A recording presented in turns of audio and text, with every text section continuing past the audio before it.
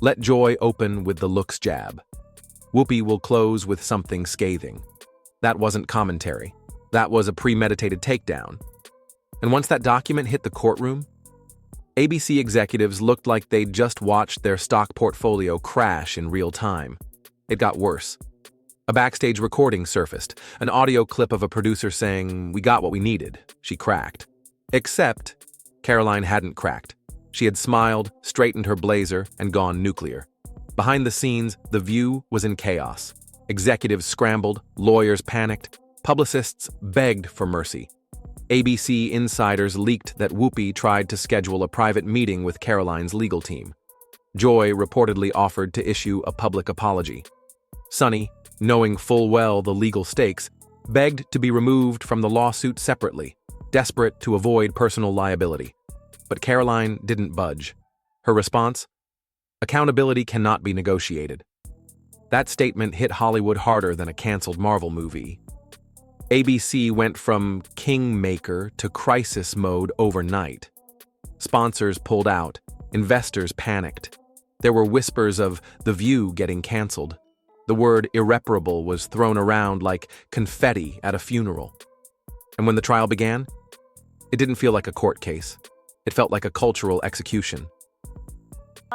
That Whoopi Goldberg and Joy Behar and the rest of the ladies on The View spend their time calling Republicans the conspiracy theorists, but they have been wrong about everything they have said over the last couple of years. Caroline entered the courtroom like a CEO walking into a boardroom she already owned.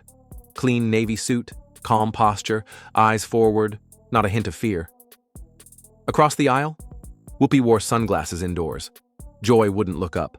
Sonny Hostin, usually the show's legal authority, was visibly shaking, shuffling paperwork like a freshman on day one of law school. Then came the bombshells. Caroline's legal team rolled out the receipts like a Vegas magician unveiling the trick no one could explain. The video played in slow motion. Every insult, every smirk, every staged laugh. The documents displayed on courtroom screens, Slack messages, pre-show notes, internal emails with phrases like, "Let's make this go viral." The reaction? Gasping. Shocked jurors. Silent gallery. Even the judge had to pause for a moment. The final dagger? A memo from the executive producer. "Target her. Break her down. We need headlines." Headlines they got, just not the ones they expected. The jury didn't deliberate long. When the foreperson stood up, the courtroom was silent. "We find the defendants liable." Boom. $800 million. It was the biggest courtroom loss in television history. The studio imploded. The internet exploded. Twitter melted. TikTok went into overdrive. YouTube channels began live streaming reactions like it was the OJ verdict in HD. Headlines flashed. The View crushed in court. Caroline Levitt destroys media Goliath. Hollywood reckoning has begun. And Caroline? She stood, smiled, nodded to her legal team, and walked out like she just shut down an empire with nothing but truth and poise. She didn't celebrate. She didn't brag. She didn't need to. Because her victory echoed louder than any viral soundbite ever could. Inside ABC, panic hit DEFCON 1. Top sponsors vanished within 48 hours. Legal teams went into crisis lockdown. Executives debated pulling The View off the air entirely. Whoopi hasn't returned to the show. Joy disappeared from public view. Sonny? Silent as a tomb. An internal memo leaked from ABC's crisis team read, "We underestimated the guest. We underestimated the lawsuit. We are now facing the worst PR disaster in network history." The damage wasn't just financial, it was cultural. The message was clear. You don't get to destroy someone on live TV and walk away laughing anymore. Caroline Levitt didn't just win. She forced an industry to look in the mirror. Now, talk show producers across America are rewriting their guest protocols. Legal teams are training hosts how not to get sued on air. ABC is reportedly developing internal anti-defamation scripts for co-hosts just to prevent future disasters. Even other networks are quietly adjusting because they saw what happened when someone with receipts, poise, and power decided enough was enough. And the backlash against The View? Oh, it's far from over. Fans are printing merch. T-shirts with 800 million silence stamped in bold. Stickers that say, "Next time you mock someone, lawyer up."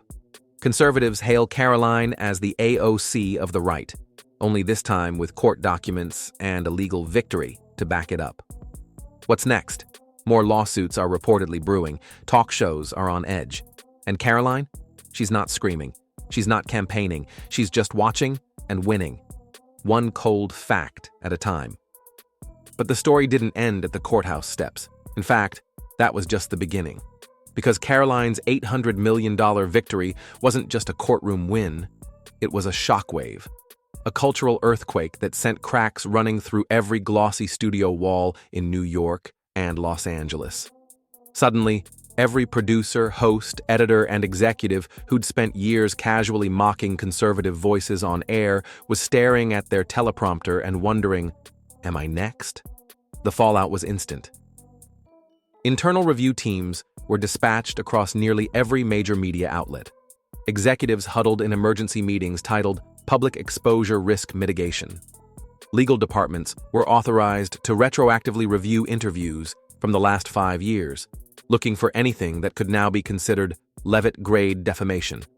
And behind closed doors? Fear. Real fear. Not fear of free speech, but fear of finally being held accountable for what that speech costs. One former daytime show producer anonymously confessed, "This wasn't just a verdict, it was a nuclear event. People are deleting emails, wiping Slack logs. We've been untouchable for years. Not anymore." At ABC, the panic was full-blown. Executives began considering what would have been unthinkable just a year earlier, scrapping The View entirely. Not because of poor ratings, but because Caroline Levitt made it clear. Being mean in a blazer isn't journalism. It's liability. And then came the dominoes. Advertisers didn't just back away from The View. They started reassessing all daytime partnerships. Brands like L'Oreal, Target, and Chase pulled back millions in planned ad spend across multiple platforms. They didn't want their names associated with media bullying. One leaked email from an executive at a major tech sponsor read, "If we're attached to that show when they get hit again, we're the next headline. We're out." Meanwhile, Caroline's momentum skyrocketed. She went from trending on conservative Twitter to being booked on every major political talk show across the country. Not as a victim, not even as a plaintiff, but as a force, an unstoppable, unshakable symbol of accountability in a world that thought it could get away with anything. I just leave. I go home. I go home to my life, and I take care of my cat and do all the stuff I'm supposed to do. Her speeches are drawing standing ovations. Her social media following has tripled. Her inbox, flooded with support, legal tips, and whispers from insiders too afraid to go public, but finally ready to talk. One viral comment under her latest video summed it up best. Caroline didn't just walk into the lion's den. She declawed the whole pride and walked out with the crown. And while the media scrambles to rewrite its rules, politicians are taking notes. What is going? So I can't decide what my kid reads. I can't decide. For my child, what my child says is going on. You're telling me your beliefs, and they keep saying it, and I keep saying, what Bible are you reading? Because God was really clear. Very clear. I would say this is a new low for The View, but it isn't. They've gone way lower before. It's certainly on brand for the... Quietly, a new conversation is bubbling in Washington. Should networks like ABC lose their protection under Section 230 if they engage in coordinated defamation? It's early, but the whispers are growing louder. And in the background, Caroline's legal team isn't done. Sources close to the case say they're reviewing similar instances, other on-air attacks, coordinated segments, digital slander campaigns. This may not be the last lawsuit. In fact, it might just be the first. In the middle of all this chaos, The View has gone strangely quiet. No big apology, no special episode, just silence. And silence is not their brand. Insiders say there's a power struggle behind the scenes. Whoopi wants to issue a statement and exit gracefully. Joy wants to fight. Sunny is said to be exploring independent legal representation again. Meanwhile, junior producers are quitting. Set staff are jumping ship.